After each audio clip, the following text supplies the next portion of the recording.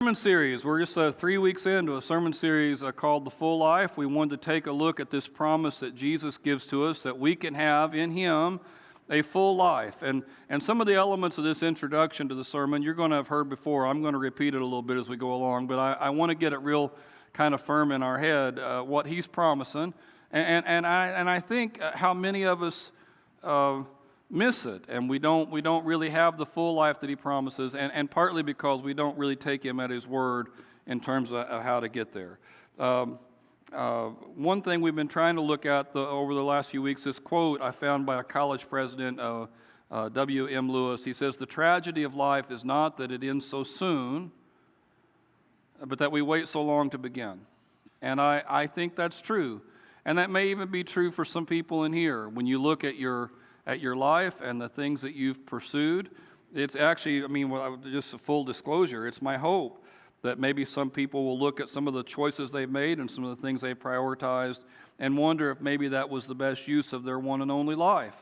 Unfortunately, sadly, we only get one shot at this thing, and I think sometimes we listen to the wrong voices. I heard just this week, I printed it out because I didn't want to lose track of all the different things. There's a study done by the, let me find it here, Talker Research for Traditional Medicinals, but I guess it was cited in a couple different newspapers, a survey done that says the average person, average American, feels his head spinning or her head spinning from stress a whopping 156 times a year, about 3 times a week. 41% of the respondents feel like they're at peak stress levels right now. Even more concerning, it says, the Americans say they experience a brain fog with the same frequency as their stress headaches, about 3 times a week. And while 30% of those remain hopeful their stress level will decrease by year's end, at least a fourth believe it'll probably get worse. And it's a long article. It just goes on and on about the different things that people are dealing with. And I don't know if that applies to Southern Indiana. I don't know if that applies to us as much as to other parts of the country. I don't know if that applies to Mount Pleasant as much as it does to Southern Indiana. But if it is the thinking of this survey that 41% of Americans feel like they're at peak stress, I got to believe there's a few people in here who feel like that. If it talks about how the average American feels like they get the brain fog or the stress headaches with some regularity, then I got to believe it's affecting some people in here too. May not affect as many as that survey, but I got to believe it's affecting more than maybe we appreciate. And if it is affecting you, then maybe you're not all by yourself in this thing. And which again, you look at Jesus' words, and we've been kind of go back to them. He says the thief. And here he's talking about false teachers, but it could be talking about the devil. It would apply to both. The thief comes only to steal and kill and destroy, but he says, I want you to have life. There's 2 different ways to live life. One of them you lose, and you just have to keep giving stuff away over and over and over again. And the other way is this full life. And John, in other places, will talk about how he wants you to have full peace and full joy. And this was God's hope for us. And it just strikes me that a lot of people are missing that. They're not getting what He promised there. And I would imagine probably some Christians are thinking, well, maybe it's just not possible either for me or just not possible today. Maybe that was a promise made then, but it's just not something that we can have in our busy world today. And I for whatever it's worth, I disagree with that. I don't think that's true. I think that promise is still available for us. And I don't want to pretend like I have that all worked out. I told somebody this morning, I feel like I've been chasing my tail the last couple of weeks, and there's no reason for it. You can get caught up in a bad spot. But this promise, I think is there for any one of us, and we ought to keep coming back to it. And the reason, just again, so we're clear, that I think that most people don't get this full life that he's talked about is not because he's been unfaithful or he's not been good, but that we don't really take it the way that he wants us to take it. We don't really do what he wants us to do. We want the benefit without having to put in any of the energy to get there. We looked last week at a verse, Jesus was talking about the little guys, the children. He says, let the little children come to me and don't hinder them. Kingdom of God belongs to such as these. And then he clarifies, he says, anyone who doesn't get the kingdom like a child is never going to enter it. And when he says like a little child, he's not saying go become innocent or joyful or happy-natured, innocent like a kid, because kids have bad qualities too. Kids can be very selfish and stubborn and kind of hateful, depending on the right moment. Kids can do the wrong things too. But what all kids have in common compared to adults is they don't have power. They come in small. They come in little. And Jesus says the only way to get to his kingdom is to come in humble. You've got to sacrifice your power to get there. And I think that right there probably is a reason why a lot of people have a hard time fully committing to what he wants us to do. Another place, another verse, Jesus says, I'm going to give you a new command. I want you to love one another. As I've loved you, he says, I want you to love one another. And it's that third line there that's the tough one, as I've loved you. And now when he says this, he's not went to the cross yet. The disciples wouldn't have had that picture in their head, though eventually they would, and we should have that picture in our head. But even when he said it, they knew what that was. I mean, Jesus had emptied his life out for these guys. I mean, for years, he had just spent every moment with them trying to help them become the right kind of people. And when he says, I want you to love like I love, it was a tall order. It involved kind of sacrificing a lot of your own agendas and your own plans and your own hopes and stuff. You know, a parent understands what that's like. A parent can't get to do everything that they want to do. They give those things up for their kids, or they should. And that kind of love is what Jesus is talking about. But not just for your kid, but for everybody. He says, same section, same verse, by this, how you love. He says, everybody's going to know you're my disciples. I mean, this is the thing that's going to tip people off, that you're doing it right. When you start to lose your own will and you take mine on. And I think when people do that, that's when that promise comes, that full life. That's when you start to see it. And it's counterintuitive. I mean, I'll admit that right off. It doesn't make sense. It seems like as I sacrifice my freedom and my autonomy and my own pursuit of happiness, that I'm going to get further and further and further away from it. But Jesus says it's not so, and it does demand some leap of faith. On that notion about happiness, I found this other article.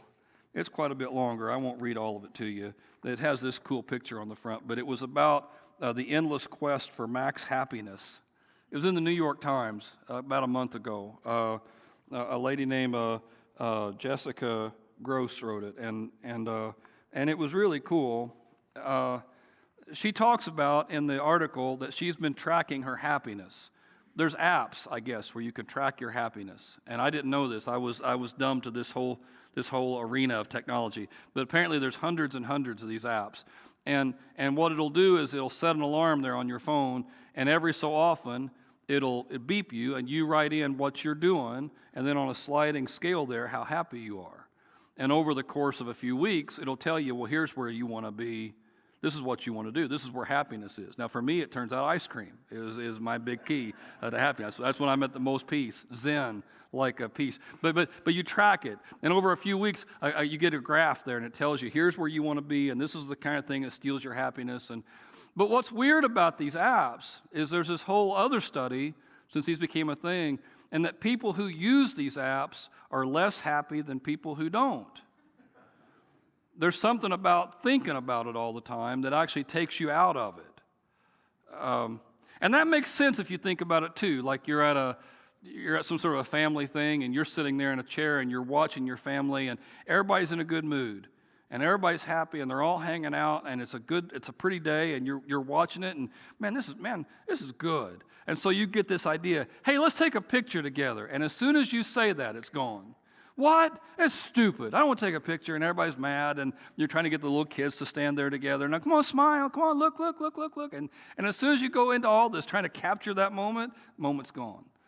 Happiness is kind of elusive, which makes sense at some level, because, I mean, even the word happiness, it borrows from happening or happenstance. I mean, it's a random thing.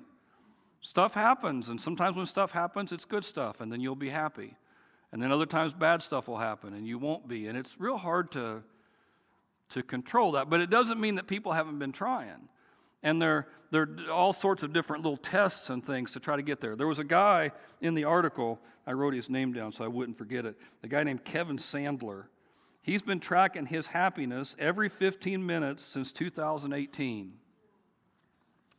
And you can argue right there that maybe there's something wrong with Kevin Sandler before you even get anything else. But he's been tracking it. And I guess you can go on YouTube or Twitter or someplace and follow his happiness journey as he's been tracking it every 15 minutes since 2018. And after all that time of study what works for you and what doesn't, well, he found some things that are pretty generic just for him, certain foods that make him happier or sadder or whatever. But the one big thing that he found after all this study is that happiness comes mostly from being with people.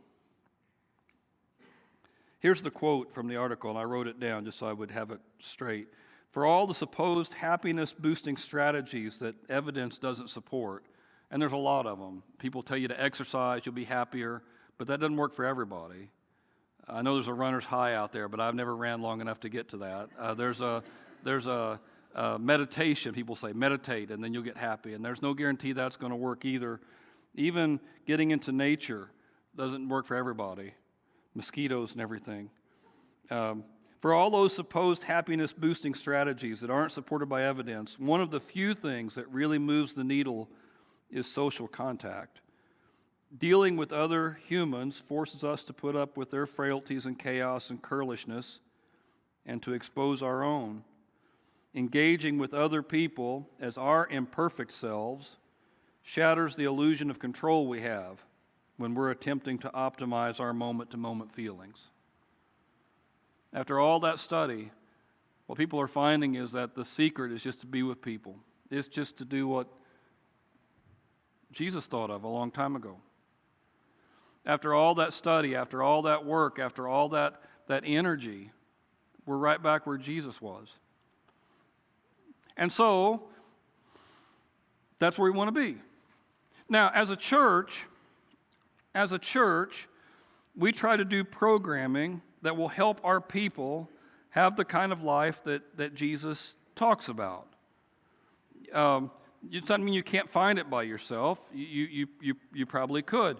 But we know that we're weak, and we know that we're easily distracted, and we know that by ourselves, sometimes we can be our own worst enemy. And so, as a church, we try to structure things so that we can have that stuff that he talks about.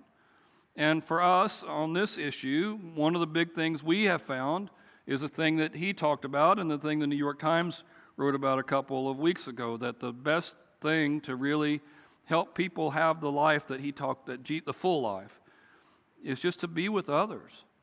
The Bible would use a Bible word for that. It would call it fellowship.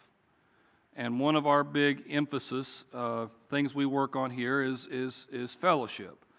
And we try to skin that cat 3 or 4 different ways. We do things like that chili cook-off and stuff like that. We do some bigger retreats and getaways. The ladies just had a big retreat this weekend, and that went really well. We encourage people to meet just one-on-one, and talk about faith and talk about your spiritual stuff. But for the most part, our number one tool to help people get there is the same thing that Jesus did. We encourage people to get into a group of about 10 to 12 people. Jesus, real famously, picked 12 guys. And for 3 years, he just spent as much time with them as he could. They did everything together. They ate together and slept in the same places. They hung out. It's not hard to believe that they goofed around. They laughed together. It's not hard to believe that sometimes they cried together. I mean, when you're with people for a long time, you start talking, because what else are you going to do? And you start breaking down barriers. Before too long, you start trusting people with things that you're dealing with and things you're struggling with, and they start to see your frailty. And when you're accepted in the middle of that does something for most of us. That does something. It flips a switch in our heads. And so, as a church, that's been kind of one of our big pushes. We want to help people get into groups where they can hopefully make a few relationships, get to know one or two people, and in that way follow Jesus' example, and hopefully in that way get to that full life that he talks about and that he encourages. And it's just way different than modern life. It's way different than how our country and the people that we're surrounded by, how they pursue happiness. If you ask people what they did to pursue that, it usually goes to vacations. They're working as hard as they can to get to this event in 4 weeks when they can really live for a little bit. And you could almost divide life into that. There's the really living parts of your life, and then there's the waiting to really live. And one slice of that pie is much bigger than the other. You're going to spend a lot more time waiting to have those moments than you're going to be in those moments. But that's how people do. People value, and I'm not throwing stones, I do it. We value our privacy. We don't want people to get too close because we're scared they're going to have to see something we don't want them to see, or that we're going to have to show something we don't want to show. Whether that's a house that's not completely straightened up or a life that's not completely straightened up. We have a tendency to isolate from people, and when they hurt our feelings, we back off even more. One thing people do to think that they're engaging is social media, but there's been study after study after study after study on that says that people who use social media the most are the most lonely. It doesn't make sense until you actually see somebody doing it in a crowd. And we're all at a restaurant together and they're on their phone. You know, there was a time not that long ago when you were kind of forced to interact with people in places like an airport or a gymnasium or a park. But now if you go to any of those sorts of places, you'll see people with their headphones in. And again, I'm not judging, I do that too. It's just so easy to want to isolate yourself from everybody. I read an article about support animals, and I thought it was kind of cool. In the last 10 years, there's been a real rise in support animals. People want to take an animal with them wherever they go and find some comfort about that. And in the article, somebody says, well, what do we do before that? Well, we had to talk to people. Who wants to do that? And so we just keep finding ways to keep people at arm's length. And it's not bad. It's just what we do. But then there's this idea behind us that Jesus calls us to something deeper, something a little more significant. The idea of privacy sometimes can jump into the church. We're not going to change anything next week, so don't get nervous. But the reason why churches are set up like this, where you really only have to look into the back of the head of the person in front of you, instead of like tables or bean bags or whatever else, we have to actually talk to one another. The reason why churches are set up like this is so you can come in, get the information, get out. And if you don't want to engage with anybody, you don't have to. And again, we're not going to change that. I mean, we're part of the American culture too. But there's something even about how the room is set up that encourages people to keep some distance. And again, we're not going to bean bags, so don't be nervous about that thing. But it is something to think about. So what I want to talk about here, just one quick story where Jesus talks about the value of relationship and the value of connecting like that. And then I want to encourage you to think about getting connected here a little more, and then we'll be done. Painless, easy peasy, rolling right along. So here's a thing. It's in John chapter 15. Jesus is having a conversation with the disciples. And when he's talking about this thing, it's called, chapter 13, 14, 15, and 16 are called the Last Supper Discourse. So traditionally, 13, 14, 15, and 16 are all being talked about while they're at the Last Supper. But the very last verse of chapter 14, he says, "Come, let us leave." So it's possible that chapter 15 and 16, he's actually walking to Gethsemane where he's going to be betrayed. It's between the Last Supper and he's walking to Gethsemane where he's going. And I think that's probably accurate. And because it's Passover, I never knew this. Some of you guys have been Christians your whole life, and you didn't know this either, I'm sure. A little trivia this morning. How many of you like pointless trivia? All right, good. Awesome. All right. Passover and Easter are the same time every year. Passover is determined by the lunar calendar, which means that every Passover, it's either full moon or almost full moon, which means that every Easter of your whole life is either full moon or almost full moon. I didn't know that. I don't know why it's interesting. It may not be interesting. It was interesting to me when I learned that every Easter, my whole life has been a full moon time or nearly full moon. That's how it works.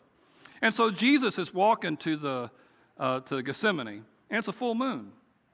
It's bright, and he's talking to the disciples. And that whole area outside of the city of Jerusalem is vineyards and olive groves, and he's walking through all these things, and they can see it, even though it's nighttime. And he starts talking. He says, "I'm the vine, you're the branches." And it's not hard to imagine they're in a vineyard when he's pointing this out to them. And you know, in a vineyard, the main stock is what does everything. You get the right stock, that they'll keep branching and grafting new vines into that original stock. That's what's going to make the difference. He says, "I'm the vine, I'm that original stock, and you're the branches." He says, "If you remain in me," and King James says, "abide." If you'll abide in me, if you'll stay in me and me in you, you'll bear much fruit. But apart from me, he says, you'll do nothing. And that's my Father's glory. He wants you to bear a lot of fruit. He wants you to make some sort of a difference with your life. And there's some debate about what bearing fruit is here. Some people think he's talking, and it could be about more than one thing. Some people think he's talking about converting other people. You'll convert lots of people. You know, if you're in me and I'm in you, your life will be attractive to others and they'll want to jump into this thing too. And that might be it. But I have a hunch that this fruit that he's talking about is what we've been talking about in the sermon here today. You'll have that inner life. Love, joy, peace, patience, kindness. I mean, you're going to change. And the same loneliness and desperation that afflicts so many other people is not going to afflict you the same way because we're connected, he says. When you're tied to me and I'm tied to you, when you're abiding, when you're remaining in me, you're going to produce. And then he goes on. He says, as the Father has loved me, I'm loving you. And so remain in my love. Again, remain in King James is abide, and both words are kind of cool. It's just live in me, you know. But not just live in me, but live in my love. How I've acted, you do that. And at some level, that's how you abide in him, is you love like Jesus. Is if you keep my commands, then you'll do it. If you keep the things I've been talking about, then you're going to stay connected to me and the same way I'm connected to God, and we'll all be connected to each other. And he says, and I've told you this again with this fruit bearing, so you'll have joy. So your life won't be like it was before. So you'll think different. So you'll be in a different place. And here's the command. Just love each other. Just love each other. Now, again, there's a temptation to soften this a little bit and make it just an emotion. And that's the wrong way to look at it. Love always requires sacrifice. It always requires you to give. If there's a way to love without giving, sign me up for that. But I've not found it yet.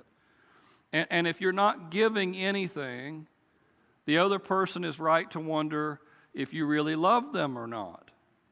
You might say you do, but if you're never available, if you're not dependable, if they can't count on you, ultimately, love involves giving. And Jesus is my command. It's not that you just because people will want to cheat on this. And they'll say, well, I like everybody. I'm doing this. And that's not what he's saying. In fact, he'll even go a little further on this. He'll say, greater love has no one than this. They lay down their lives for their friends, and you're my friends if you do what I command. So again, that command, love each other. And the love that he's talking about is a love that gives. Several years ago, I hadn't been married very long, just weeks and weeks into marriage. And I was driving home, and it was really crowded, and there was a gas station there, and they had these gas station roses right up by the counter. And I'm a romantic, so I bought one for Julia. I thought that'd be a nice thing, thinking of her there, and she was kind of caught off by it, like, wow, and kind of meant something to her, and gave me a little sugar there on the cheek, and what a neat, what really did good work. So I did it again. And I noticed she was less impressed the second time, but still, it was kind of the third time, I got hardly any reaction at all. And I wondered about that, and I think I finally asked her after the third or fourth time, well, what's the deal? Well, she said, at first, it was pretty cool, because I could tell you were thinking of me, but now it just feels like you're at the gas station anyway, so you do it while you're at the counter. You're not really thinking about it at all. Which I thought was an unfair moving of the goalpost, and I think I said that, which led us to a whole nother conversation, and didn't go like I wanted it to go. But the principle, what she was impressed with was that it was something sacrifice, right? And when it wasn't any sort of a sacrifice, when it was just, because then if it's no sacrifice at all, it can be just seen as an attempt to manipulate the other person. I love you, why aren't you doing this, and after all I've done, well, you've not done anything. It was kind of a big life lesson for me at the time. Love always requires sacrifice. If it's real love, it's going to cost you something. And Jesus says the greatest love, of course, costs everything. And he says, that's what I gave you, was that kind of love. And I don't think he's commanding that we give this to every last person. I don't think that's it, but it certainly is the standard, right? I mean, I gave you everything. He says, I don't call you servants. Servants doesn't know his master's business, but I've called you friends. I've told you everything. I've shared my whole life with you. I've not kept anything back. So you didn't choose me, but I chose you. I wanted you to go and bear fruit. I wanted you to make some difference in this world. So that whatever you asked, that God would do it. That you'd be so tied, remaining, abiding in God, that your prayer life, when you're asking it, God wants to answer it because you and God are on the same page. You and God are thinking the same. He says, I chose you for that life. And he chose you for that life. And it's a hard call. But it's just loving each other. Now the thing with John, the book of John, there's 4 Gospels, 4 histories of Jesus in the Bible, Matthew, Mark, Luke, and John. And John, of those 4 histories, what we just read there's a lot of that kind of teaching where it almost seems like it's going in a circle. Like he'll repeat the same phrase, but then repeat it a different way. And he's done that here. And I'm not sure if that's really going to show up very far back. But like the top one says, bear fruit. And then there's commands. And then follow my commands, and then love one another, and then you're my friends. But all those things kind of work together. That when you're bearing fruit in him, when you're loving, when you're following his commands, then you're friends of God. You're going to be tied into his love. You're going to experience all the benefits from it, and your life is going to produce. But you can't really take any part of that out. I mean, you make this commitment to 100% follow after him, to give him everything. And when you do that, and again, the command is just one. There's just one command. Just love like I loved. Just give like I gave, and sacrifice that way. And if you do, he says, then you're going to be where I'm at. We want to model his love. It's sacrificial. It's mostly a friendship kind of love, and that kind of love means that I'm going to be willing to sacrifice. And all those things, when we talk about these small groups, that's the goal, right?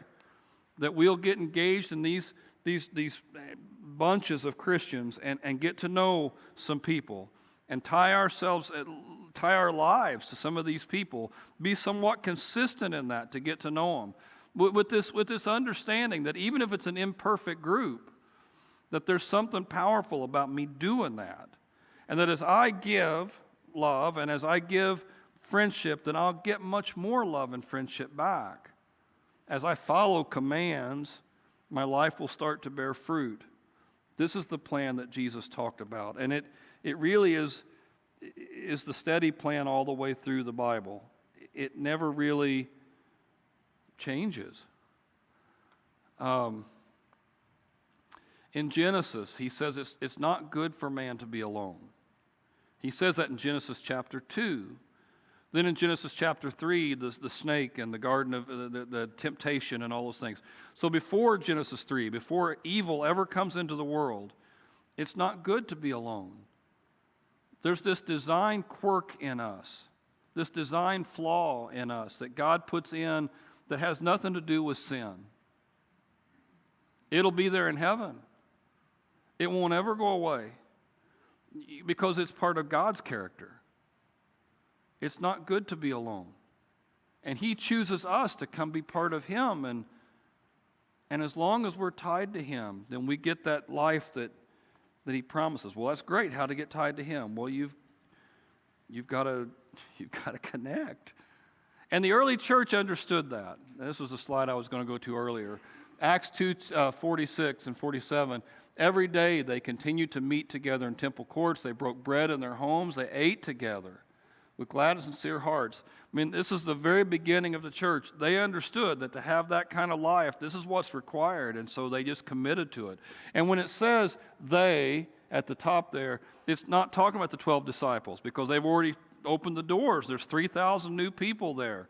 And so the first order of business is we have to get connected. It's not just the 12 of us anymore. Now it's all of us, and we've got to get connected. The early church in their teaching said, this is how we know what love is. Jesus laid His life down for us. So we've got to lay our lives down for one another. And they made a determination really at the very beginning that there was just nothing that's going to stand in the way of that kind of unity. We love Jesus by loving one another, and we love others, the one another, by giving. And the full life is not a lonely life. This is the points I want you to take away here. We love Jesus by how we love one another. We love one another by giving. So, what's that got to do with you? Well, first of all, just so we're clear, it's not a high-pressure sales deal. You're free to go a different direction. At some level, this is my understanding of it and our leaders' understanding of it here at the church. It's what when we look at Scripture, this is what we seem to see. And so we've structured our church that way.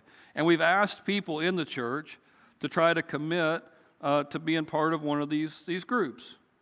Now, Josh Haltom is an associate minister here and has been a great help to me. I just can't go on enough about how much of a difference he's made for me. It has made my life not just easier in some ways, but I feel like I'm more productive because he's here. And he's kind of taken over the small group stuff. We had been doing small groups before Josh got here. And it wasn't like a bad program. We were already doing some pretty cool things. But we've got 220 people in small groups. There are a lot of churches in town that don't have 220, period. And we've got 220 plus. I think it's 226, he thinks, is pretty regular, coming to small groups. We have people who come to our small groups who don't go to our church. They like the small group. They don't care for the preacher, which is a little hurtful. It's a little hurtful, but we get through it, and we try to keep going on. But that's been a cool thing. I know there are some people in here who have not made that step yet, and it could be for a lot of great reasons. You know, some people will say, "Well, I'm just too private for that sort of thing." You know, I just hate that, and I can't make you do anything different. I mean, I can't, and I don't even want to try to make you do something different. If your heart's not in it, it probably won't work anyway. But I just want to challenge you to study Scripture and the New York Times, and I think you're going to find that the full life is with people. I just think it's how we're best. And I think that investment of your time in people is going to take you where you most want to go. I know some people aren't involved in a small group because they tried a small group once before and there were knuckleheads in there, and they don't want to take a chance of that happening again. And it almost certainly will happen again. It's real hard. We have a high quantity of knuckleheads in all the different groups, and it's hard to get in there. And I would just tell you a couple things. First of all, don't let one bad experience shade you from what you're supposed to be doing. I do think, and it's a whole nother sermon here, that a lot of us allow the worst people in our lives to determine what kind of people we're going to be. And that's always a bad strategy. So even if you were in a bad group before, or it wasn't really the group that really fit you, that's okay. I just encourage you to give it another shot. Or start your own little group there. Only invite non-knuckleheads, only invite people who you have some affinity towards. We need more group leaders. We have so many people right now who are wanting to be in groups, and again, shooting for that 1 to 12 model. A couple of our groups are quite a bit bigger than that because we don't have enough leaders to jump in and do it too. So maybe that's someplace you could shine. Get in there and start your own group. And I know what you're thinking. Well, I'm not a teacher. What would I do? But we try to make that easy for you too. We've got this whole video catalog that we're using, and we can set you up with Bible studies, and all you got to do is turn the television on. And I bet most of you can turn the television on. And again, I'm not wanting to be silly about this. It's not all by itself, in and of itself, the only thing that a person needs to do to be Christian. It's not. And a person could certainly go to a small group and still not have everything else, because it's more than just one thing. But I think this is a big piece. I think it's a big piece. And as a Christian, if your only connection to the rest of this church is the people you came in with, I just want to challenge you to push a little further. That's all. I think there's a richer life than most of us grab a hold of. And I want that for you if you want it too. So I'm praying for that. As we conclude and we finish up our sermon here and we finish up this time together, I want to challenge you. We're going through a book in staff meeting right now, and it's challenging us to look at our own leadership style and how we approach leadership. And one of the questions that it asks you to think about is, what do people come and ask you for advice about? And the thinking is if they come and ask you for advice, maybe you've got some aptitude for it, and you should do more of that. And what people come to me the most to ask advice about is either the Bible, which would make sense, or relationships, which if you'd have told a 20-year-old Jeff that would be the thing people would come to ask advice about, I would have thought that was funny. I would have thought that was, because I'm about the most awkward person that I know, and I wouldn't have thought that would be something. But I find that's what causes people the most pain, is relationships. Relationships that break down, or relationships that aren't going the way they ought to go, or unforgiveness issues. Somebody hurts you real bad and you can't forgive, and that this obstacle is always the big thing. And I know when we talk about relationships, it's kind of frightening, right? To invest in it, especially where there's some unknown, because for all of us, it can be the most painful thing. And I don't really have a great thing to say to that, other than again, I think our focus has to go back to Jesus, who threw himself to us. If anybody could have ever said, I don't want to be with the knuckleheads, it would have been him, right? And yet he comes to us. And we didn't choose him first, he chose us first. And we only love him because he first loved us. And so, as I get my focus more on him and what he does, it kind of provides a little clarity there. And as we conclude our service, I want you to know that if you're struggling with any of this stuff, thinking through it, or with anything else, some burden, some headache, some struggle, some personal thing you're dealing with, your instinct is going to fight you on this, and it's going to tell you wrong information. It's going to tell you that the best thing to do is just deal with it yourself. Don't trust anybody with this, because people are dangerous. Just keep it to yourself. Don't let anybody know you're struggling with anything. And you'll come in here and walk out of here the same way. But there's a chance here at the end of the service just to lay this stuff down to God. We have people up in the front who will pray with you. I encourage you to take advantage of that. But even if you can't do that, it's just too much, make sure you're talking to the people beside you. Use this time as we get into it to pray and to ask Jesus to come in and be part of what we're doing. And if we do that, then this moment can have such fantastic power. So I'm praying for that too. So pray with me, and we'll finish up here. Dear Lord God, as we all get ready to finish up the sermon and this time together, I want to pray for anybody who comes in carrying some sort of heavy thing.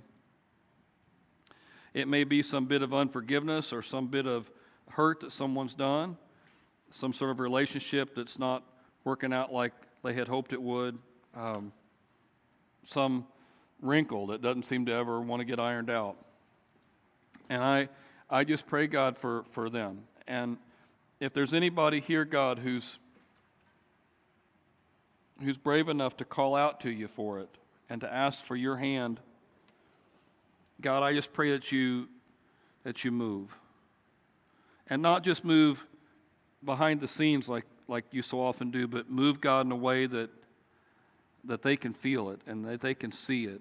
And God, I ask you to help turn us around. In Jesus' name, amen.